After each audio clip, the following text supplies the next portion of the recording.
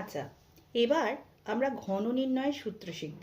ঘন নির্ণয়ের সূত্র মানে যেটাকে কিউব বলা হয়। সেই ঘন নির্ণয়ের সূত্র, ধরো দুটো সংখ্যা আছে, সেই সংখ্যা দুটোর যোগফলের বর্গ, মানে সোজা কথা হচ্ছে a প্লাস বি এর হোল কিউব।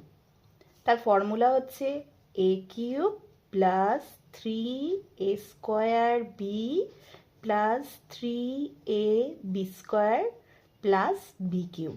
ঠিক আছে, তাহলে কি পেলাম? a প্লাস বি এর হোল কিউবের ফর্মুলা পেলাম a cube plus 3a square B plus 3ab square plus B cube. তাহলে ধরো একটা অঙ্ক আছে 5x প্লাস 2y এর ঘন। তাহলে তোমরা আগে এটাকে ঘন একটা চিহ্ন দিয়ে দেবে। ঘন চিহ্ন মানে কিউব, তাহলে এটার সঙ্গে মিলিয়ে মিলিয়ে করবে। এই দেখো, এটা মানে a, R 5xটা a R 2yটা b। তাহলে তার ফর্মুলা হবে a কিউব মানে 5x এর whole cube plus 3 into a square মানে 5x এর হোল স্কোয়ার ইন্টু b মানে 2y হয়ে গেল, প্লাস 3 ইন্টু a মানে হচ্ছে 5x ইন্টু বি স্কোয়ার মানে 2y এর whole square plus B cube মানে কত? 2y এর হোল কিউব।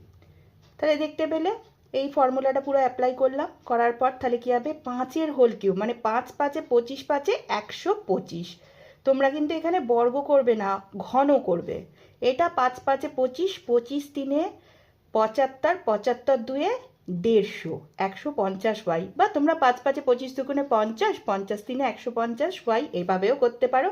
আর এখানে একটা এক্স স্কোয়ার দিতে হবে, এই যে এক্স স্কোয়ার ওয়াই।